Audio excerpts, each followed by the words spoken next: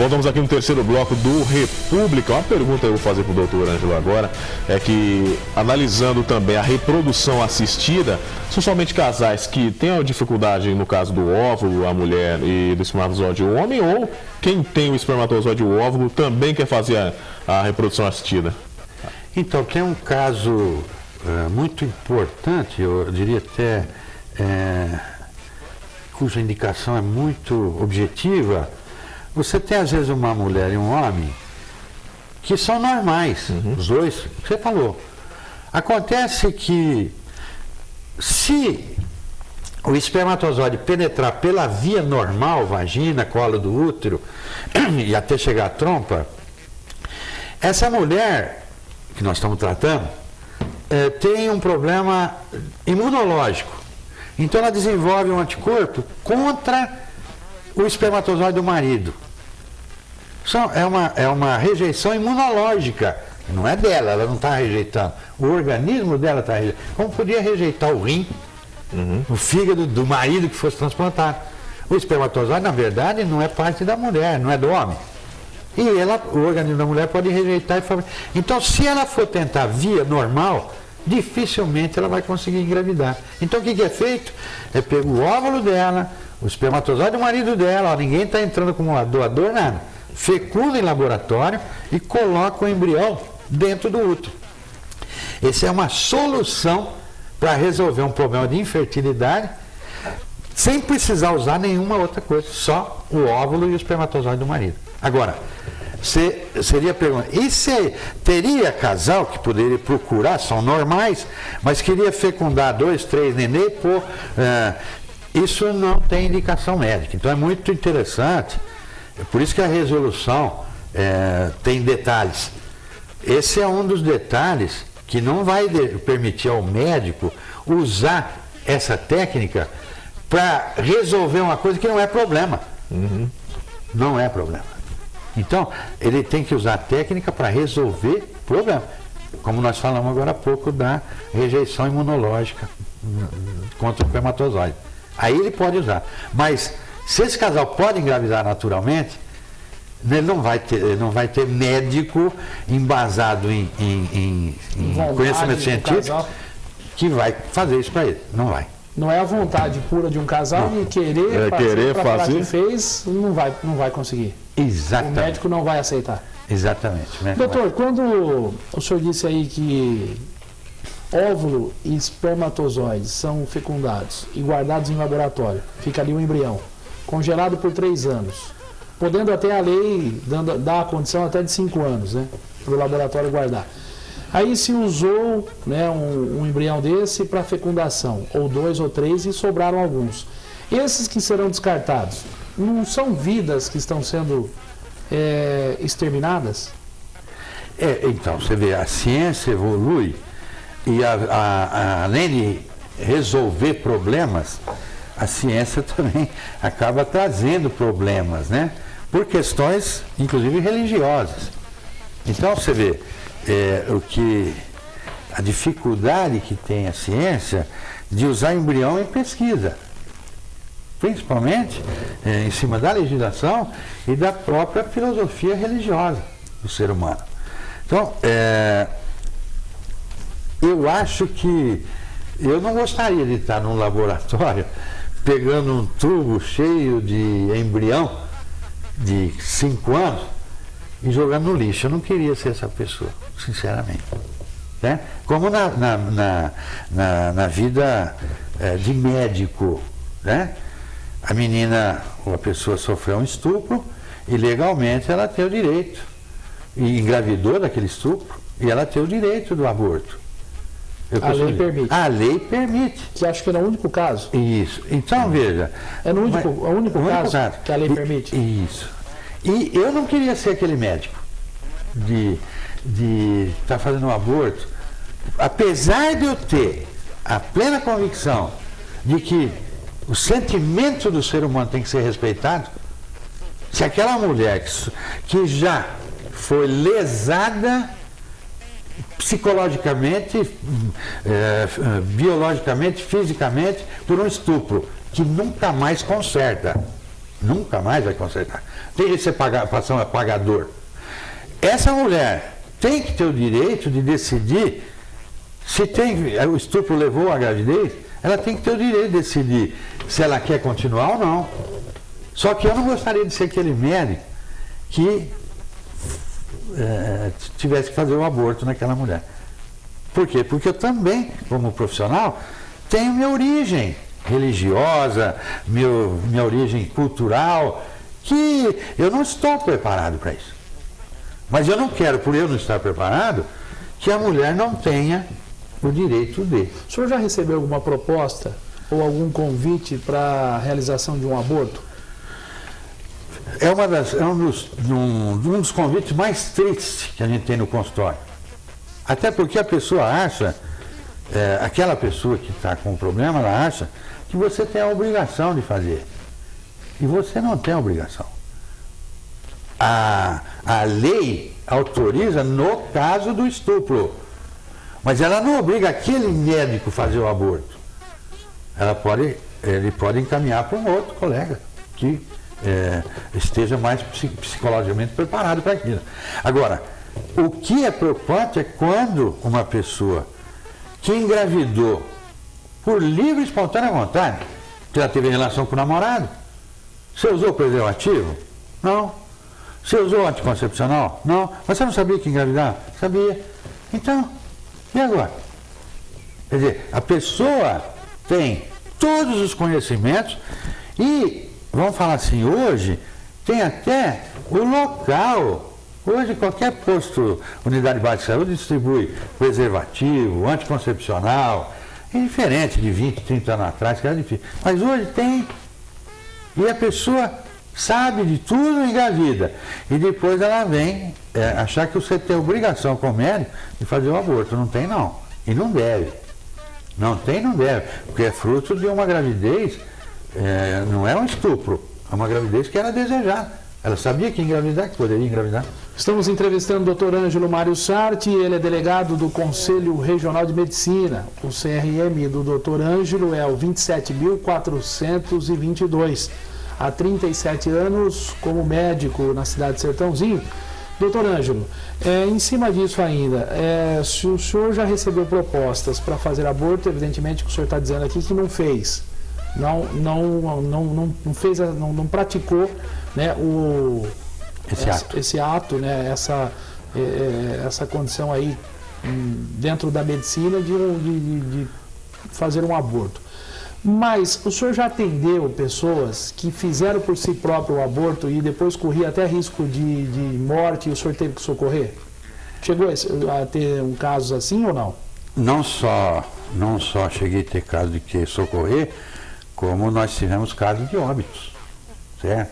Você sabe que uma prática de aborto que era muito comum há 30 anos atrás era a prática da própria contaminação, onde a paciente grávida procurava uma curiosa, uma clínica clandestina e era introduzido um instrumento, uma sonda, dentro do canal do colo do útero até dentro do útero.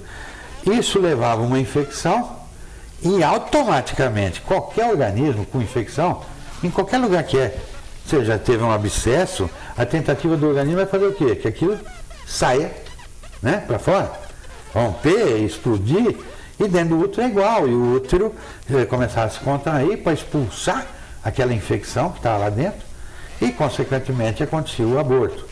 Mas não podemos nos esquecer que numa dessa poderia ter sido inoculado a bactéria do tétano, o Clostridium tetani. Ora, aquela pessoa ia ter tétano. E eu vi mulher morrer de tétano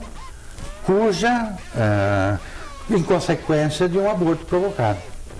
Então, graças a Deus, hoje parece que o número é bem menor, né?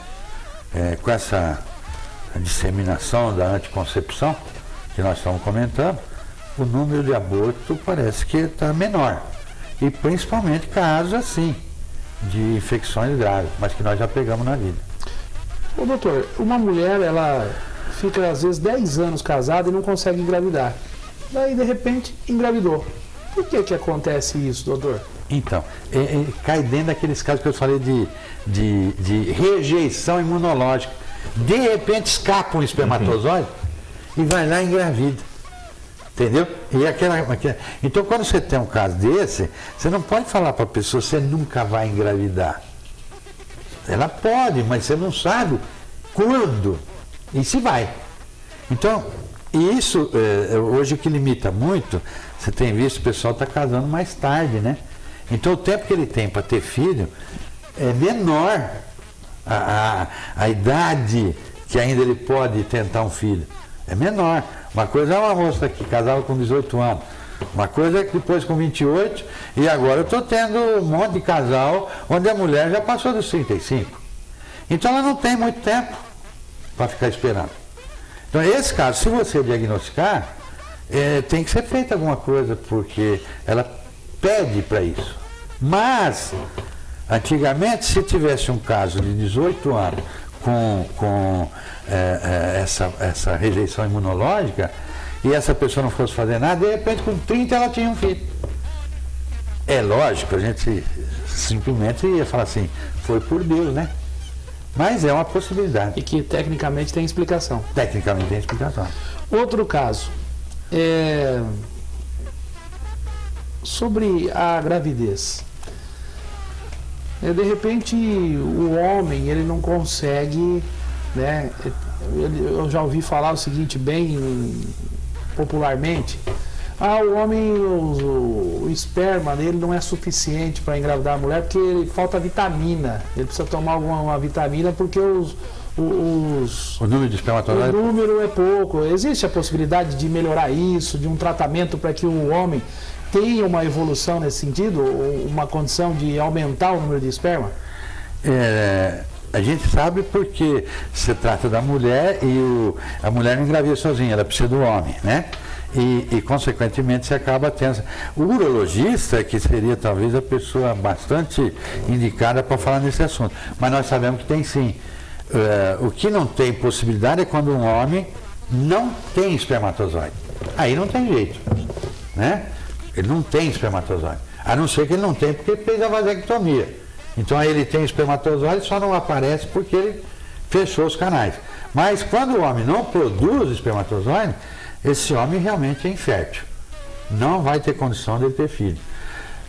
Mas entre não ter nada e ter o número normal, você tem uma gama de possibilidades de homens com diferentes proporções de produção de espermatozoide. Inclusive, vou citar uma que é até mais conhecida do povo, aquele indivíduo que tem uma hidrocele, tá certo?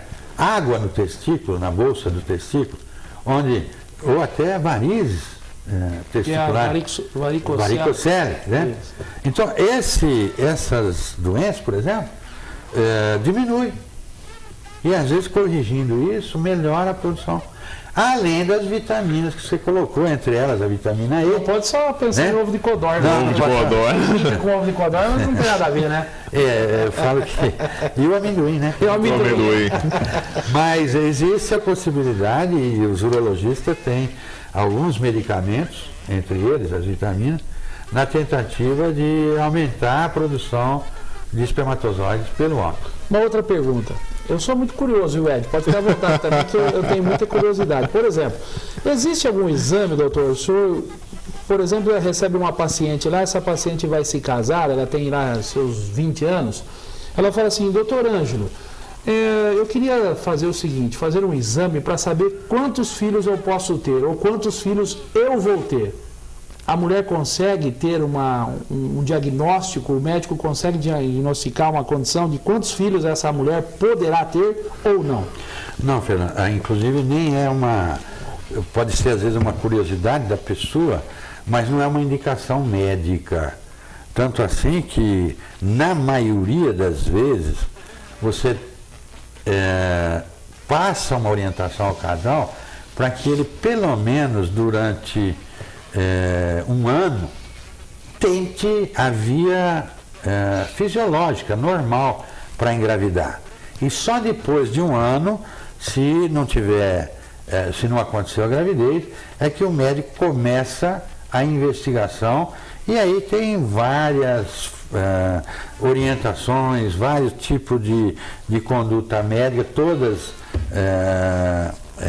são corretas, onde ele vai partir para um exame ou para outro, ou para uma tentativa de examinar um, depois o outro, do casal. Sim, eu entendi o que o senhor está dizendo, mas essa paciente é mais curiosa e ela quer saber do doutor Ângelo se ela vai ter 2 filhos, 3 ou 4 ou 1 na vida fértil dela. Essa resposta ela vai ficar sem resposta do doutor Ângelo. Ela pode até ligar para o menino Deus e ele costuma dizer que tem coisa que o médico não consegue, mas Deus consegue, né? Ele vai responder, mas o médico não tem essa capacidade. Não existe uma técnica para isso? Não tem. Infelizmente não tem. Aí não tem como saber, ficar sem resposta. Vamos encerrar o programa? Sim, o assunto é muito bom. É complicado. É complicado. Porque nós temos ainda, eu tenho uma pergunta, por que um embrião ele morre na barriga da mãe? Por que uma mãe com a gravidez nós perdemos esse bebê? Por quê? Eu costumo dizer, rapidinho, um exemplo mais ou menos que acho que ilustra bem. Quando você põe uma dúzia de ovos para chocar numa galinha, não nasce os 12, nasce 11, 10. E os 2 que não nasceram? Por quê? Porque pode ter um problema no ovo, na fecundação. Na hora que houve a fecundação, esse ovo não era um ovo bom. Vai gerar uma criança ou nem gerar. As gravidezes que a gente chama anembrionárias, ou seja, formou uma placentinha, uma bolsinha, mas não formou nenê. É um ovo choco, né, dos antigos, que no nosso caso chama ovo oco, ou ovo anembrionário, não formou embrião. Se formar um embrião, aí tem um monte de até malformações, né, síndromes, que a criança, às vezes, que aquele embrião não passa de 3 meses, ou não passa de 5 meses, ou não passa, se nascer vivo, vai falecer. Então, essa formação, essas malformações genéticas, foge da nossa capacidade de controle. Doutor, só uma pincelada rápida em todo o material que o senhor preparou aí para participar do programa hoje. Alguma coisa ficou fora daquilo que o senhor gostaria ou teria que falar sobre o assunto? Alguma coisa que o senhor gostaria ainda de destacar? Eu só acho que não falamos, Fernando, da pessoa que vai doar o útero, né? Isso. Para um familiar, tem que ser um familiar. Então, por exemplo, a mulher não tem o útero e vai usar um útero de quem? De um familiar para desenvolver um nenê, o óvulo dela e o espermatozoide do marido, mas no útero dessa. Então, que nível de parentesco tem que ter essa mulher que vai ser a doadora do útero, não da célula genética, da célula embrionária? A doadora do útero, que nós colocamos aqui, tem que ser ou a mãe, que é 1º grau, ou a irmã e a avó, que é já 2º grau, ou a tia, que é o 3º grau, ou a prima, que é o 4º grau. Nenhuma dessas que vai doar o útero pode ter mais de quantos anos? 50 anos. 50 anos. Exatamente. Tá certo, doutor. Foi um prazer recebê-lo aqui no nosso programa, o República, falando desse assunto tão interessante que é a fertilização, é um assunto realmente que mexe com muitas famílias, muitos casais que lamentavelmente às vezes não conseguem a gravidez. Mas é realmente um assunto muito interessante, muito bacana, e foi realmente uma grande satisfação recebê-lo mais uma vez na STZ. Nós é que agradecemos, Fernando, Ed, a oportunidade, e espero que a gente tenha passado alguma orientação que sirva para a população, e esse é o nosso objetivo, orientação à população. E agradecer vocês por nos dar essa oportunidade. Mais um programa, né, de interessante. Mais um programa. Tinha mais perguntas para fazer. Eu ia fazer também da vasectomia, como que é o processo. Mas, enfim, a gente volta uma outra oportunidade com o doutor Ângelo para perguntar mais, né, sobre esse assunto tão bonito. É a vida, né? O nascimento ali, a vida. Então, é um assunto que dá um programa realmente longo. Dá bastante curiosidade pra gente. Tem muito subsídio. Tem muito subsídio. Uma entrevista com muito subsídio. Obrigado, Ed. Obrigado, eu. Doutor Ângelo, obrigado, viu? Abração. Outro. Conversamos aqui no nosso República, entrevistamos hoje o doutor Ângelo Mário Sarti, ele é delegado do Conselho Regional de Medicina. O CRM do doutor Ângelo é 27.422. Esteve conosco aqui no Papo, dentro do República, nesse papo agradável, falando sobre a fertilização, sobre genética. Quero registrar o apoio de Estilo Móveis Planejados da família Vanzella, fica na Alessio Maser. Muito obrigado à família Vanzella, obrigado pelo apoio. Também conosco GSS Brindes e Propagandas, GSS Brindes do amigo Queijinho, com o nosso amigo Giovanni, que fica ali na Avenida Egisto Siquelli. Em nome desses apoiadores, muito obrigado a senhora, o senhor, você, meu amigo, que assiste neste sábado, um ótimo final de semana. Para você que assiste no domingo, um ótimo final de domingo e um bom início de semana. Para você que assiste na quinta-feira, vem chegando aí já um próximo final de semana e que você tenha realmente muita tranquilidade, muita paz, muita alegria para viver com a sua família, com os seus amigos, viver em sociedade. Muito obrigado, um abraço e até a próxima.